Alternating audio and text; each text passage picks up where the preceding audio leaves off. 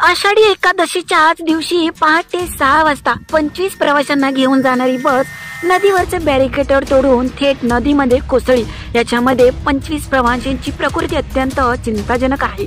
ही दुर्दैवी घटना भोजपूर ते भुसावळ दरम्यान आमोदा जवळ इंदूरवरून सकाळी जळगावकडे जात असणाऱ्या एका खासगी ट्रॅव्हल बस सोबत घडली।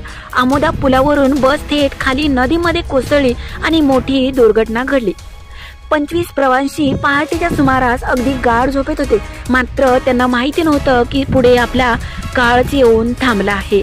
इंदूरवरून भुसावळच्या दिशेने पहाटेच्या सुमारास ही गाडी येत होती, मात्र अचानक चालकाचं नियंत्रण सुटल्यामुळे बस थेट नदी पात्रात कोसळली। या अपघातात सुमारे 25 प्रवासी अत्यंत गंभीर जखमी झाले असून काहींची प्रकृती अत्यंत चिंताजनक आहे। अपघातामध्ये जखमी झालेल्या प्रवाशांना जवळच्याच खासगी रुग्णालयात ताबडतोब दाखल करण्यात आले असून त्यांच्यावर तात्काळ उपचार सुरू आहेत।